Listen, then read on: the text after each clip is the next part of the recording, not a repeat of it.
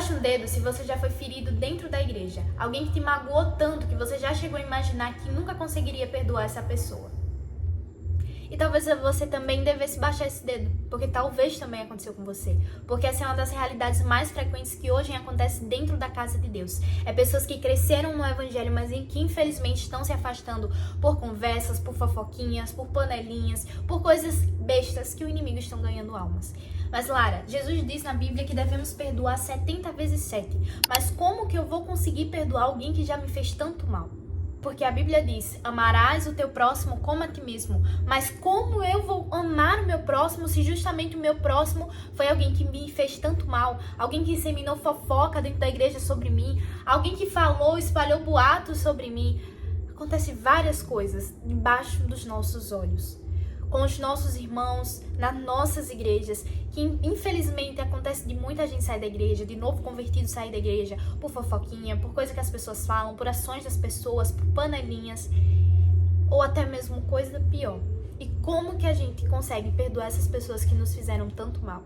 E talvez a resposta para tudo isso é que o amor bíblico, ela não merece do mérito da outra pessoa. Porque senão ninguém seria perdoado, porque a Bíblia diz que todos pecaram e foram destituídos da glória de Deus. Então como que eu vou conseguir perdoar alguém que me fez tanto mal? Aí a Bíblia me confronta ao dizer que se eu não perdoar, também o Pai não me perdoará. Jesus diz algo muito forte em Mateus 5,44. Amai os vossos inimigos e orai pelos que vos perseguem. Ele não disse para a gente amar apenas quem a gente gosta, quem a gente tem afinidade, o nosso amigo da igreja. Ele não disse para apenas amar essas pessoas, mas para amar até os nossos inimigos. E quem nós consideramos os inimigos? Porque na época de Davi, por exemplo, Saul perseguia Davi quando descobriu que ele seria o próximo rei, e ele perseguia mesmo para matar Davi. E literalmente ele era o inimigo de Davi. E aí Jesus chega no Novo Testamento e diz, amai os vossos inimigos. E a gente percebe isso na atitude de Davi, porque ele tem diversas formas, ele tem diversas oportunidades de tentar matar a vida de Saul, mas ele faz? Ele não faz isso. Muitas das vezes a gente costuma interpretar de certa forma errado esse amor que Jesus nos ensina. Porque amar não é confiar em todo mundo. Amar não é aceitar abuso. Amar não é continuar em um relacionamento com uma pessoa que te afasta de Deus ou que coloque você em risco a vida. Amar não é isso. Amar não é você saindo dizendo a sua vida pra todo mundo, achando que todo mundo vai te ajudar. Porque infelizmente dentro da casa de Deus vai ter gente que vai querer saber o seu problema só pra continuar espalhando ele. Porque dentro da igreja é justamente o hospital. É justamente o lugar de pessoa ferida, de lugar de pessoa machucada. E é aquele lugar que aquelas pessoas devem estar, elas não devem sair de lá. Porque aquele lugar é lugar de cura. E se nós estamos indo até aquele lugar é porque nós também queremos a cura. Mas como eu posso lidar com isso de maneira prática? E quando eu digo isso, não quero dizer que você tem que dar livre acesso à sua vida de novo, não. Você deve orar por essa pessoa. Você deve orar para que ela conheça a Cristo e não a instituição e não a religião do cristianismo, mas conhecer a Deus e se permitir ser transformado pelo evangelho que ele proclama. Se permitir colher os frutos que o evangelho nos traz. Mas isso não quer dizer que você deve dar livre acesso à sua vida novamente. Não quer dizer que você deve se expor novamente àquela pessoa. Jesus amava Judas, mas sabia quem Judas era. Jesus amava os fariseus, mas confrontava eles do seu pecado. Porque o amor cristão, ele anda junto com a sabedoria. O amor cristão não é a gente escolher quem deve ser amado.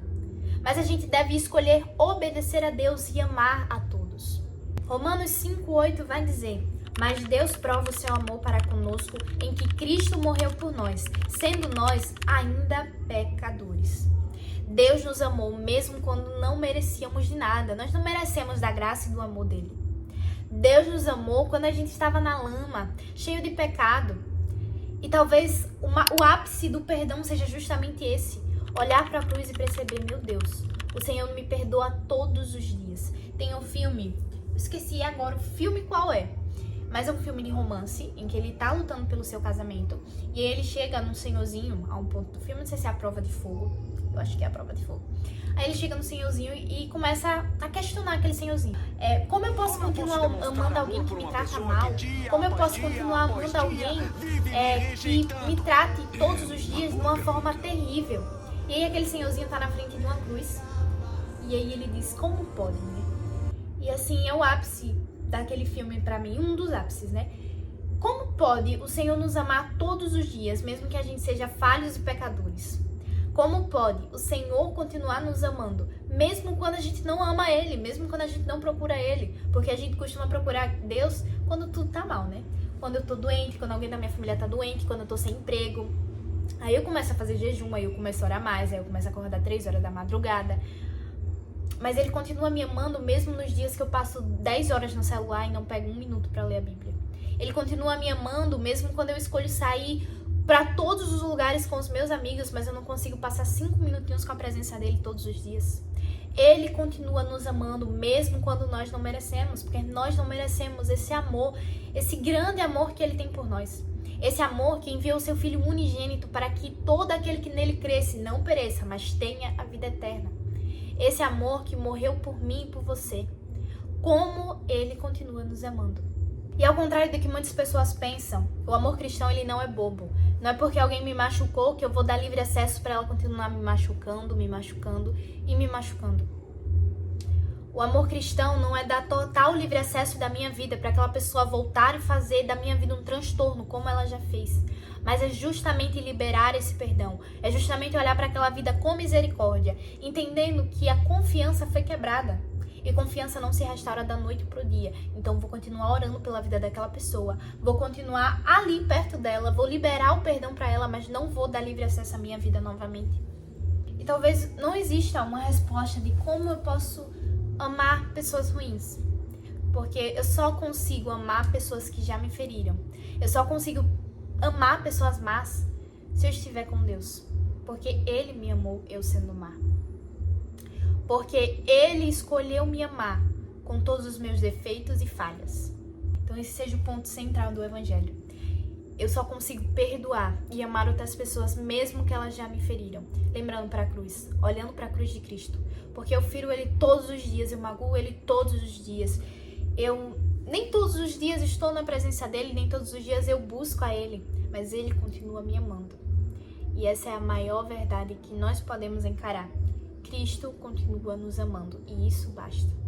Isso basta pra gente perdoar, isso basta pra gente continuar seguindo sem mágoas. Porque no final, quem vive uma vida mais leve não é a pessoa que recebeu o perdão, mas é a pessoa que liberou o perdão.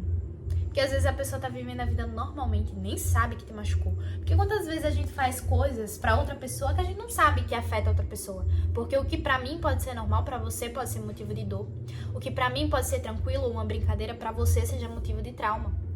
Então, muitas das vezes a pessoa vai estar vivendo a vida normalmente, sem imaginar como você está. E você fica pensando, meu Deus, aquela pessoa me atingiu e continua vivendo assim? Continua vivendo cercada de amigos? Continua vivendo cercados de pessoas legais? E por que não eu? É porque talvez aquilo seja um fardo apenas pra você. E você deve se libertar desse fardo. Andar com Cristo é perceber que nada vale, sabe? Nada vale o preço.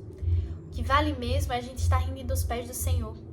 E a Bíblia é clara. Se você está de briga com seu irmão, vá se desculpar para depois dar a oferta. Então é algo tão grave que até para você dar uma oferta ali na frente, você precisa se desculpar com alguém que você feriu. Então perdão é uma das coisas mais lindas do Evangelho. O Senhor ele continua nos perdoando mesmo quando nós não merecemos. Então esse é a reflexão do vídeo todo, o resumo do vídeo inteiro. Nós também não merecíamos o perdão de Deus, mas mesmo assim Ele escolheu dar esse perdão. Então, pense nisso, ore ao Senhor, diga, Senhor, eu não consigo perdoar aquela pessoa me feriu. E através dos dias se passando, a gente colhe os frutos de orações. Quantos dias se passam, a gente percebe que aquela dor nem é tão dor assim. A gente percebe que aquilo que nos afetou nem nos afeta tanto mais assim. E aí, com o tempo, a gente libera o perdão no coração e consegue viver uma vida mais leve. E eu espero muito que esse vídeo tenha falado ao seu coração, talvez um vídeo mais curtinho, mais descontraído, mas é justamente o que a gente precisa ser relembrado todos os dias. Cristo continua nos perdoando mesmo quando a gente somos pessoas más.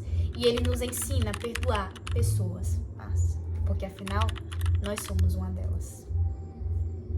Beijo pra você e até o próximo vídeo.